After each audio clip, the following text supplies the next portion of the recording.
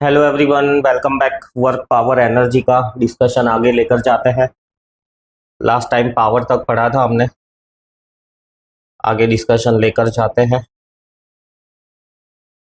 Energy से discussion बाकी था, करते हैं। क्या होता है एनर्जी? हम चल तो पाते हैं, मैं चल के यहाँ से यहाँ तक गया। अब ये चल पाना यानी कि फिजिक्स की लैंग्वेज में वर्क। अब ये वर्क करने का रीजन है एनर्जी, राइट? तो एनर्जी को हम ऐसे डिफाइन करेंगे, energy it is ability to do work. Additionally ऐसा भी फिजिक्स के अंदर वैलिड है कि जो वर्क डन होता है ना, वो किसी न किसी फॉर्म में एनर्जी में कन्वर्ट होता है, और एनर्जी है वो अगेन किसी ना किसी फॉर्मेट में वर्क में कन्वर्ट होती है। कहने का मतलब है कि energy always remains conserve, right? Law of conservation of energy पढ़ा होगा। क्या कहता है law of conservation of energy? कि energy can neither be created nor be destroyed, just converted to one form to other form. तो energy को एक form से दूसरे फॉर्म में कन्वर्ट करने का जो जरिया है, जो क्या कहते हैं कि जो वे है, वो है work done, right? So work एक मैथमेटिकल वे है एनर्जी को एक्सप्रेस करने का। सो वर्क और एनर्जी वैसे दोनों सेम ही है, but work is mathematical and energy is theoretical. तो मैं चल पाया क्योंकि मेरे पास एनर्जी थी, मैं पहाड़ चढ़ पाया क्योंकि मेरे पास एनर्जी थी, राइट? तो एनर्जी एक थियोरिटिकल एक्सप्लेनेशन है कोई भी मैकेनिकल इवेंट कह दो या मैकेनिकल चेंजेस को एक्सप्लेन करने का। और वर्क डन एक मैथमेटिकल वे है। वर्क डन यानी तुम एग्जैक्टली कैलकुलेट कर पाओगे कि भाई एक जगह से दूसरी जगह तक जाने के लिए या कोई भी स्पेसिफिक टास्क कैरी ऑन करने के लिए तुमने कितना वर्क डन किया। So energy it is an ability to do work. Energy and work done they both are interconvertible. फिर नेक्स्ट आता है यूनिट्स ऑफ एनर्जी, और उसके यूनिट्स वर्क डन जैसे ही है। एसआई यूनिट है जूल्स एंड सीजीएस यूनिट है अर्थ। आगे बढ़ते हैं स्पेशल यूनिट्स ऑफ एनर्जी। अब एनर्जी तो बहुत टाइप्स की होती है ना? हीट एनर्जी होती है, साउंड एनर्जी होती है, इलेक्ट्रिकल एनर्जी होती है, मैकेनिकल एनर्जी होती है, मैग्नेटिक एनर्जी होती है। तो काफी सारे टाइप्स की एनर्जीज होती है। अब इन सब एनर्जीज में है ना, हीट एनर्जी एक ऐसी एनर्जी है जो बहुत फ्रीक्वेंटली कोई भी टास्क ले लो, कोई भी वर्क डन ले लो, उससे रिलेटेड रहती है मैक्सिमम नंबर ऑफ टाइम्स। सो इसीलिए हीट एनर्जी और इलेक्ट्रिकल एनर्जी जो हमारे डे टू डे लाइफ में बहुत ही मतलब हर टास्क कह दो या हर वर्क डन कह दो, उससे रिलेटेड है। सो हीट एनर्जी और इलेक्ट्रिकल एनर्जी को स्पेशल यूनिट्स दिए गए हैं। बाकी सब एनर्जीज के लिए हम कॉमनली जूल्स यूज करते हैं। साउंड एनर्जी के लिए भी यूनिट्स हैं, बट हीट एनर्जी और इलेक्ट्रिकल एनर्जी के लिए स्पेशल यूनिट्स दिए गए हैं। हीट एनर्जी का स्पेशल यूनिट है calorie and kilo calorie. Calorie का डेफिनेशन, राइट, कैसे डिफाइन करेंगे? Calorie it is amount of heat required to raise temperature of 1 gram of water by 1 degree centigrade। and conversely kilo calorie को हम ऐसे define करेंगे, 1 kilo calorie को ऐसे define करेंगे कि it is amount of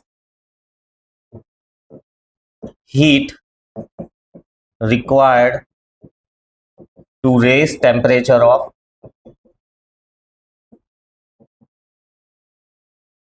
1 kg of water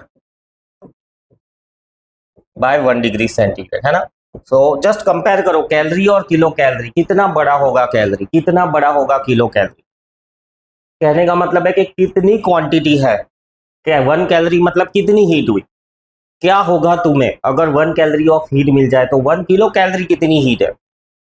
तो definition से ही हम अंदाजा लगा पाते हैं कि 1 gram of water, 1 gram of water यानी just a spoonful of water, है ना? स्पून फुल ऑफ वाटर को 1 डिग्री से हमको राइज करना है उसका टेम्परेचर।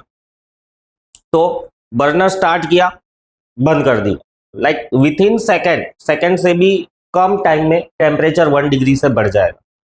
तो क्या तुम 1 सेकेंड के लिए बर्नर पे तुम्हारा हाथ रख सकते हो?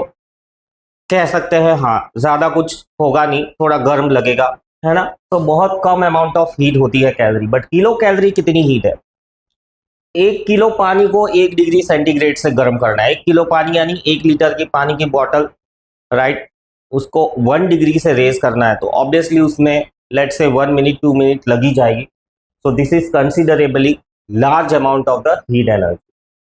रिलेशंस क्या है? 1 कैलोरी का रिलेशन है 4.2 जूल्स, 1 किलो कैलोरी है 4200 जूल्स, टू बी एग्जैक्ट 4.186 होता है ये, बट हावेवर हम राउंड ऑफ करके ही इसको यूज करते हैं इवन 12 तक, सो 4.2 ही लेते हैं। यहाँ पर एक रेस्ट्रिक्शन है कि ये 1 डिग्री सेंटीग्रेड जो है वो 14.5 डिग्री सेंटीग्रेड से 15.5 डिग्री सेंटीग्रेड तक रेस करना है। मतलब ऐसा नहीं कि तुमने पानी 23 डिग्री सेंटीग्रेड पे ले लिया और उसको गर्म करके 24 डिग्री पर लेकर आ गए, ऐसा नहीं। 14.5 पे पानी होना चाहिए और वो 15.5 पे पहुंचे। क्यों ऐसे रेस्ट्रिक्शन है? ऐसे रेस्ट्रिक्शन होने की वजह है abnormal behaviour of the water. पानी नॉर्मली बिहेव नहीं करता है। नेक्स्ट हम मूव करते हैं इलेक्ट्रिकल एनर्जी के स्पेशल यूनिट्स की तरफ। वॉट आर, है ना, ये भी जूल्स का ही फॉर्म है। रिलेशंस भी है इसके कि जूल्स के साथ में क्या रिलेशन है। तो वॉट आर का मतलब क्या है? वॉट आर का मतलब है कि व्हेन 1 watt of electricity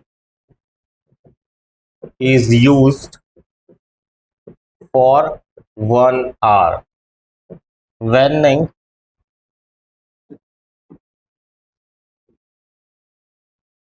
इसको ऐसे डिफाइन करते हैं कि it is 1 watt of electricity used in 1 hour। 1 watt की इलेक्ट्रिसिटी तुम यूज करोगे 1 घंटे में, तब हम कहेंगे कि तुमने 1 watt-hour की इलेक्ट्रिसिटी यूज की है। एंड सेम वे 1 kilowatt-hour को कैसे डिफाइन करोगे? It is 1000 watt of electricity या इलेक्ट्रिकल एनर्जी कह दो,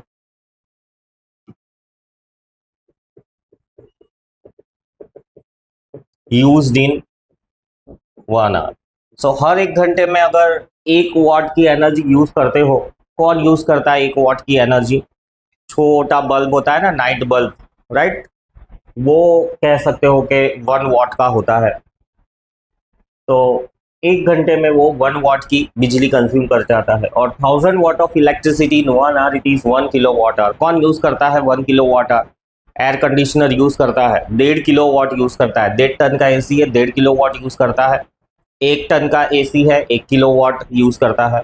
कोई भी इलेक्ट्रिकल अप्लायंसेस होंगे ना, उसके ऊपर जो इलेक्ट्रिकल कैरेक्टरिस्टिक्स या इलेक्ट्रिकल स्पेसिफिकेशंस का जो लेबल लगा हुआ होता है, उस पर स्पेसिफाई किया हुआ होता है कि ये कितनी एनर्जी कंज्यूम करेगा। सो ये है यूनिट्स इलेक्ट्रिकल एनर्जी के।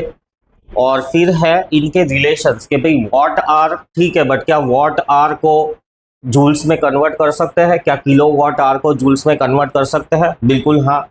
सो चलो देखते हैं 1 watt-hour इज how many joules. So 1 watt-hour को हम ऐसा लिख सकते हैं, 1 watt का मतलब होता है 1 जूल/सेकेंड। अब हमको तो जूल्स चाहिए, तो सेकेंड को हटाना पड़ेगा। सेकेंड को हटाने के लिए आर को भी सेकेंड में कन्वर्ट कर देंगे। सो 1 hour is 60 minutes, each minute is 60 seconds। So seconds cancel हो गया, 3600 joules। So 1 watt-hour is 3600 joules। इसको हम ऐसा भी लिख सकते हैं 3.6 किलो जूल्स। किलो का मतलब होता है 1000।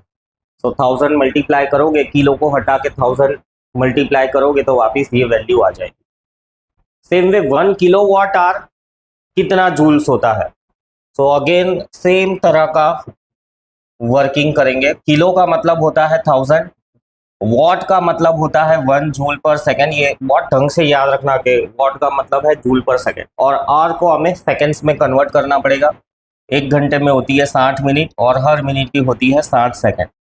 सो सेकेंड्स कैंसल, ये हो जाएगा 3 6 1 2 3 4 5 जूल्स, राइट। अब इसको हम ऐसा भी लिख सकते हैं 3.6 मेगा जूल्स। 1 मेगा मतलब उसको हम 10⁶ से रिप्लेस कर सकते हैं। तो ये जो पावर का फॉर्मेट है ना, इसके लिए ऐसे स्पेशल वर्ड्स इन्वेंट किए गए हैं। इसको हम कहते हैं मल्टीपल्स एंड सब मल्टीपल्स। बड़ा पावर है तो उसको मल्टीपल कहते हैं, तो 10⁶ को करस्पॉन्डिंगली मल्टीपल यानी कि जो लेटर है यानी कि जो वर्ड है वो है मेगा। यहाँ पर भी किलो का मतलब होता है 10⁻3, राइट। तो 10⁻3 का जो करस्पॉन्डिंग वर्ड है या करस्पॉन्डिंग नोटेशन है वो है किलो। तो 1 kilowatt hour is 3.6 mega joules. आगे बढ़ते हैं। Energy of the moving electron, इसके लिए भी एक स्पेशल यूनिट है, क्योंकि इलेक्ट्रॉन्स जो एटम्स के आसपास घूमते हैं ना, इनकी एनर्जी कम होती है। तो ये कम एनर्जी को मेजर करने के लिए भी एक यूनिट इन्वेंट किया गया है, वो है इलेक्ट्रॉन वोल्ट। तो इलेक्ट्रॉन वोल्ट को कैसे डिफाइन करेंगे? तो इलेक्ट्रॉन वोल्ट को हम ऐसे डिफाइन करते हैं कि when an one electron is accelerated by potential difference of 1 volt। नहीं, ऐसा नहीं है। मैंने 1 electron moves around the circuit on application of potential difference of 1 volt, then the work done is said to be 1 electron volt. So ये electron volt का definition है। एक electron circuit के अराउंड यानी बैटरी है, लेट्स से एक LED connected है। अब 1 वोल्ट अप्लाई करते हो तो एक इलेक्ट्रॉन गोल घूम के नेगेटिव से पॉजिटिव टर्मिनल तक पहुंचता है। तो वो इलेक्ट्रॉन ने जो वर्क डन किया है ना, उसको हम कहते हैं इलेक्ट्रॉन वोल्ट। चलो देखते हैं ये कितना छोटा है। तो इलेक्ट्रॉन वोल्ट को जूल्स में कन्वर्ट करते हैं। कैसे कन्वर्ट करेंगे? एक इलेक्ट्रॉन यानी 1.6 इंटू 10⁻19 कूलम्स है इसके अंदर चार्ज, और पोटेंशियल डिफरेंस है 1 वोल्ट, राइट। अब जूल्स लाने के लिए कूलम को और वोल्ट को है ना, तुम्हें फंडामेंटल फॉर्म में कन्वर्ट करना पड़ेगा। तो फंडामेंटल फॉर्म्स में इधर लिख देता हूं। फंडामेंटल फॉर्म में कन्वर्ट करना, फंडामेंटल फॉर्म याद रहना बहुत ज़रूरी है, specially higher classes point of view. So fundamental form of coulomb क्या होता है? फंडामेंटल फॉर्म का मतलब जो हमारे पास 7 फंडामेंटल क्वांटिटीज है ना, उसके फॉर्मेट में कूलम को लिखो। क्या 7 फंडामेंटल क्वांटिटीज के फॉर्मेट में कूलम आता है? कौन सी है 7 फंडामेंटल क्वांटिटीज?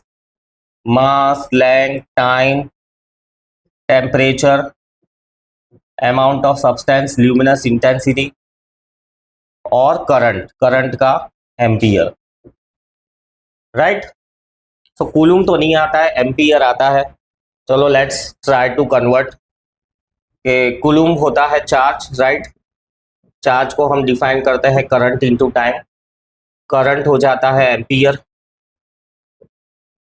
और टाइम हो जाता है सेकेंड्स। तो कूलम्स को हम फंडामेंटल फॉर्म में लिख सकते हैं ampere second.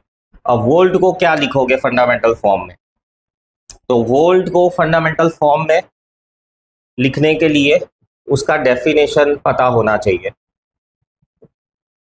Form of volt. So volt का डेफिनेशन है work done upon charge. Volt यानी potential, it's defined as work done upon charge. तो वर्क डन का जूल्स है। जूल भले फंडामेंटल नहीं है, बट हमको यहाँ पर जूल चाहिए तो हम जूल्स के फॉर्म में रहने देते इसको। और चार्ज का यूनिट है कूलम्स, बट कूलम्स को तो हम ऐसे रिप्लेस कर सकते हैं कि 1 coulomb is 1 ampere second. So joule upon ampere second आ गया। इसको इधर यूज करो तो ये हो जाएगा 1.6 इंटू 10⁻19। कूलम्स की जगह पे हम लिखेंगे एम्पियर सेकेंड और वोल्ट की जगह पे लिखेंगे जूल अपॉन एम्पियर सेकेंड। ये एम्पियर सेकेंड कैंसल, अल्टीमेटली हमें मिला 1.6 इंटू 10⁻19 जूल। तो ये आंसर आ गया। तो इसका आंसर है 1.6 इंटू 10⁻19 जूल्स। बहुत ही छोटा यूनिट है, बहुत बहुत छोटा यूनिट है। 1 electron volt is 1.6 into 10⁻19 electrons. आगे बढ़ते हैं। अब आते हैं हम डिफरेंट काइंड्स ऑफ एनर्जी। कितने टाइप्स की एनर्जीज होती है? बहुत टाइप्स की एनर्जीज होती है। हर टाइप की एनर्जी के बारे में हमें आइडिया होना चाहिए।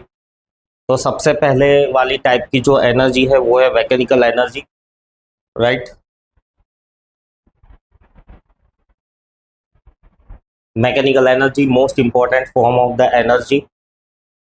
जो भी हम ये मूव करते हैं, साइकिलिंग करते हैं, एक जगह से दूसरी जगह पर जाते हैं, है ना, तो इन सब के अंदर मैकेनिकल एनर्जीज होती है। बो एंड एरो, तीर कमान, खींचते हैं कमान को, तीर फंसाते अंदर, छोड़ देते हैं, तीर जाता है, अगेन मैकेनिकल एनर्जी ही है। इन सबको हम डिटेल में डिस्कस करेंगे। सो मैकेनिकल एनर्जी को ऐसे डिफाइन करेंगे, it is the energy possessed due to virtue of position, configuration और मोशन। मतलब आपकी पोजीशन क्या है, अभी मैं ऐसे खड़ा हूं तो मेरे पास कुछ मैकेनिकल एनर्जी। अब मैं ऐसा बेंड डाउन हो जाऊं तो पोजीशन चेंज हो गई, कुछ अलग मैकेनिकल एनर्जी हो जाएगी। मैं बैठ जाऊं, कुछ अलग मैकेनिकल एनर्जी हो जाएगी, है ना। Configuration again the same thing. Position का मतलब मैं एक जगह से दूसरी जगह पर गया, कॉन्फ़िगरेशन मतलब मेरा शेप चेंज हुआ, मतलब ये कॉन्फ़िगरेशन है, बैंड डाउन हो गया, दूसरा कॉन्फ़िगरेशन है, बैठ गया, तीसरा कॉन्फ़िगरेशन है। स्प्रिंग, एलोंगेटेड स्प्रिंग है, एक कॉन्फ़िगरेशन है। स्प्रिंग को कॉम्प्रेस कर दो, वो अलग कॉन्फ़िगरेशन हो गया। स्प्रिंग को एक्सटेंड कर दो, अलग कॉन्फ़िगरेशन हो गया। हर कॉन्फ़िगरेशन में स्प्रिंग के पास एनर्जी अलग अलग होगी। पोजीशन भी वही है, जैसे मैं यहाँ पर हूँ, मेरे पास कुछ मैकेनिकल एनर्जी है। मैं 4th फ्लोर पे चला जाऊंगा, मेरे पास कुछ अलग मैकेनिकल एनर्जी हो जाएगी, है ना। सेम वे मोशन, अभी मैं रेस्ट पे हूँ, मेरे पास कुछ अलग मैकेनिकल एनर्जी है। मोशन में आऊंगा, कुछ अलग मैकेनिकल एनर्जी आ जाएगी। So depending upon position, configuration and motion, mechanical energy को अगेन हम क्लासीफाई कर सकते हैं। मैकेनिकल एनर्जी का टाइप 1 है काइनेटिक एनर्जी, और दूसरे टाइप की जो मैकेनिकल एनर्जी है वो है पोटेंशियल एनर्जी। पोटेंशियल एनर्जी के भी बहुत सारे नाम्स है। पोटेंशियल एनर्जी को वाइब्रेशनल एनर्जी, मतलब पोटेंशियल एनर्जी के अंदर मैकेनिकल एनर्जी जैसे कहा, तो उसको हम दो हिस्सों में या दो अलग अलग नाम से बुलाते हैं, kinetic energy, potential energy. Potential energy भी जैसे स्प्रिंग में है तो उसका नाम पोटेंशियल एनर्जी ही है, बट वाइब्रेशंस हो रहे, ऑसिलेशंस हो रहे, तो वाइब्रेशनल एनर्जी वो भी अगेन पोटेंशियल एनर्जी ही है ना। सो काइनेटिक एनर्जी को कैसे डिफाइन करेंगे? Kinetic energy, it is the energy possessed due to virtue of motion. अगर कोई भी चीज मोशन में है तो उसके पास काइनेटिक एनर्जी है फॉर श्योर। और पोटेंशियल एनर्जी को कैसे डिफाइन करेंगे? Potential energy, it is the energy possessed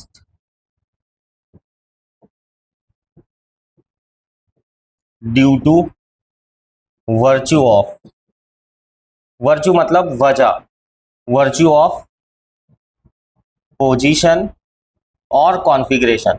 तो पोजीशन और कॉन्फ़िगरेशन दोनों की वजह से जो एनर्जी आती है उसको हम कहते हैं पोटेंशियल एनर्जी। दोनों के डेरिवेशंस भी है सिलेबस में, राइट, दोनों के बारे में काफ़ी डिटेल डिस्कशन भी है। फिर heat energy, simple, right, it is the energy that causes in us the sensation of hotness और कोल्डनेस। तुम्हें कुछ भी चीज ठंडी लगती है, कुछ भी चीज गर्म लगती है ना, that is because of the heat energy. Heat energy को हम ऐसे भी डिफाइन कर सकते हैं, it is the total kinetic energy and potential energy of all the molecules कह दो या एटम्स कह दो ऑफ द सब्सटेंस। ये मॉडर्न डेफिनेशन है, ये है definition on the basis of kinetic theory, modern definition है, ये ओल्ड डेफिनेशन है। So heat energy, total kinetic energy and potential energy. Let's say मुझे मेरी हीट एनर्जी मेजर करनी है, तो मेरे अंदर जितने भी मॉलिक्यूल्स, एटम्स या सेल्स है, सब की कितनी काइनेटिक एनर्जी है, सबकी कितनी पोटेंशियल एनर्जी है, सब कुछ ऐड कर दो तो मिलेगी मेरी हीट एनर्जी। इन सब का ऐसा यूनिट, क्योंकि एनर्जी है तो यूनिट सेम ही रहने वाला है, राइट। कौन सा होगा? जूल्स। फिर light energy, it is the energy that causes in us the sensation of vision, हम देख पाते हैं, तो उसकी वजह है light energy.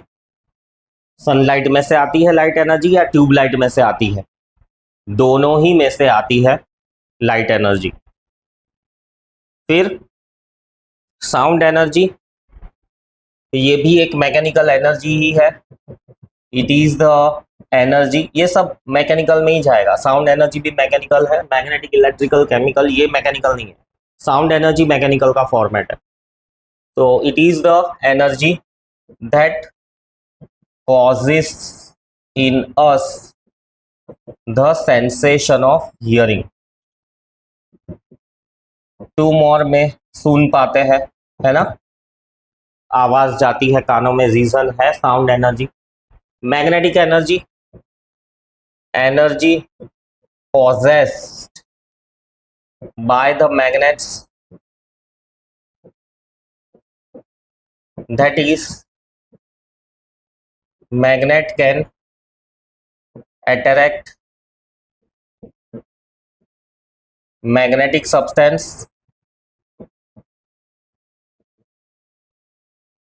and magnet can show attraction or repulsion towards another magnet। It is because of magnetic energy. So magnet के अंदर मैग्नेटिक एनर्जी। फिर उसी तरह से इलेक्ट्रिकल एनर्जी कैसे डिफाइन करेंगे? It is the energy possessed by moving charges. अब ऐसा दिमाग में आएगा कि भाई मूविंग चार्जेस क्यों, मूविंग इलेक्ट्रॉन्स क्यों नहीं लिख सकते? तो लिख ही सकते हो, अंडर सिंपल कंडीशंस या लेट्स से 10th स्टैंडर्ड के लेवल के डिस्कशंस के लिए तुम चार्जेस की जगह पे इलेक्ट्रॉन्स वर्ड भी यूज कर सकते हो, कोई प्रॉब्लम नहीं है। हावेवर जनरल बात करें तो चार्जेस ही रखो, राइट। क्यों, वो रीजन तुम्हें हायर क्लासेस में पता चलते जाएगा। So electrical energy, it is the energy possessed by the moving charges, electrons, जो भी डिवाइसेस हम यूज करते हैं डे टू डे लाइफ में, राइट, उन सब में इलेक्ट्रिकल एनर्जी होती है। Example electronics and electrical devices. क्या होता है इलेक्ट्रॉनिक्स, क्या होता है इलेक्ट्रिकल डिवाइसेस? तो इलेक्ट्रॉनिक्स यानी ये इलेक्ट्रॉनिक्स में आता है, राइट, जिसमें तुमको वो पीसीबी दिखती है ग्रीन कलर की, छोटे छोटे कंपोनेंट्स डाले हुए रहता है, वो सब इलेक्ट्रॉनिक्स। जिसमें सब बड़ी बड़ी चीजें होती है वो सब इलेक्ट्रिकल डिवाइसेस। जैसे पंखा इलेक्ट्रिकल डिवाइस है, उसमें सिर्फ वाइंडिंग होता है जिस वजह से, और मैग्नेट होता है जिस वजह से पंखा घूमता है, इलेक्ट्रिकल डिवाइसेस, है ना। और क्या कहेंगे, ट्यूबलाइट भी एक इलेक्ट्रिकल डिवाइस है। वैसे उसमें अब एलईडी ट्यूबलाइट्स के अंदर है ना इलेक्ट्रॉनिक्स भी आते हैं, सो उसको इलेक्ट्रिकल इलेक्ट्रॉनिक्स दोनों के अंदर तुम इंक्लूड कर सकते हो, या फिर दोनों को एक भी मान के, एक ही है ऐसा मान के चलो तो भी कोई प्रॉब्लम नहीं। Chemical energy, right, chemical energy को कैसे डिफाइन करेंगे? सो chemical energy, it is the energy inside the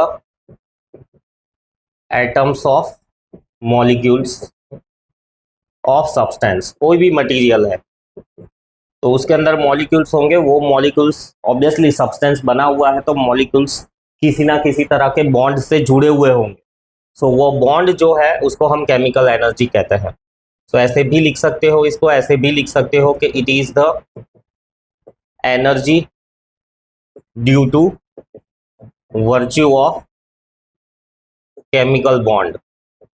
तो कोई भी सब्सटेंस है उसके अंदर बॉन्ड तो होगा ही होगा। Example food we eat, right. Plants के अंदर भी वो भी एक मटेरियल है, मॉलिक्यूल्स है, एटम्स है, सेल्स है, सो सब जुड़ा हुआ है तो उन सब के अंदर केमिकल एनर्जी होगी। आगे बढ़ते हैं, न्यूक्लियर एनर्जी कैसे डिफाइन करेंगे? It is the energy possessed by neutrons and protons inside the nucleus। वैसे जरूरी नहीं है इनसाइड द न्यूक्लियस, प्रोटॉन्स और न्यूट्रॉन्स न्यूक्लियस के बाहर भी हो सकते हैं, तो उनको हम कहते हैं nuclear energy. Nuclear energy word generally use होता है, इससे रिलेटेड एटॉमिक बॉम्ब है ना, हाइड्रोजन बॉम्ब। एक और चैप्टर है 10th स्टैंडर्ड में न्यूक्लियर फिजिक्स, उसमें ये एटॉमिक बॉम्ब, हाइड्रोजन बॉम्ब का हम कंसेप्ट यूज करेंगे। सन, स्टार्स, वो लोग लाइट प्रोड्यूस करते हैं, रीजन है न्यूक्लियर एनर्जी है उनके पास, राइट। एक न्यूक्लियर रिएक्शंस होता है जिस वजह से न्यूक्लियर एनर्जी बनती है। तो ऐसे भी लिख सकते हो, ऐसे भी लिख सकते हो, it is the energy associated with the reaction of nucleus. Reaction of nucleus का मतलब एक न्यूक्लियस दूसरा न्यूक्लियस भी रिएक्ट करता है, हाँ बिल्कुल ही करता है, राइट। और उसी को रिएक्शन, न्यूक्लियस के रिएक्शंस को ही हम ये एटॉमिक बॉम्ब, हाइड्रोजन बॉम्ब या सन के अंदर भी दो न्यूक्लियस रिएक्ट करते हैं। जनरली तो हम केमिस्ट्री के अंदर पढ़ते हैं कि भाई जो एक्स्ट्रा या आउटर ऑर्बिट के इलेक्ट्रॉन्स है वो लोग एक्सचेंज होते हैं, शेयर होते हैं, अल्टीमेटली बॉन्ड बनता है, तो वो तो है ही है। न्यूक्लियस भी रिएक्ट करता है, हाउएवर वो डे टू डे लाइफ में या नॉर्मल कंडीशंस में रिएक्ट नहीं करता है, उसके लिए बहुत ज़्यादा टेम्परेचर और क्रिटिकल कंडीशंस चाहिए, तब न्यूक्लियस रिएक्ट करता है और न्यूक्लियर एनर्जी जनरेट होती है। बहुत ज़्यादा होती है न्यूक्लियर एनर्जी, यानी बहुत ज़्यादा। जस्ट इमेजिन करो सन के अंदर हो ही रहा है न्यूक्लियर रिएक्शन, इसको हम न्यूक्लियर रिएक्शन भी कहते हैं। सो सन, स्टार्स, जो लोग अपनी लाइट प्रोड्यूस कर रहे हैं ना, उनके अंदर न्यूक्लियर रिएक्शंस हो ही रहा है। तो सोचो, देखो सन मतलब हर एक पल न्यूक्लियर रिएक्शन होता है जिस वजह से कितनी सारी एनर्जी वो, राइट, हमारे सोलर सिस्टम में छोड़ता है। अब मैकेनिकल एनर्जी का डिटेल डिस्कशन। तो मैकेनिकल एनर्जी के डिटेल डिस्कशन के अंदर है kinetic energy. Kinetic energy already हमने पढ़ लिया, राइट, क्या है काइनेटिक एनर्जी। चलो एक काइनेटिक एनर्जी से नेक्स्ट लेक्चर में डिस्कस करेंगे, यहाँ से फिर काइनेटिक एनर्जी का डेरिवेशन वगैरह है तो लेक्चर लंबा हो जाएगा, राइट। मिलते हैं नेक्स्ट लेक्चर में, सी यू, बाय बाय।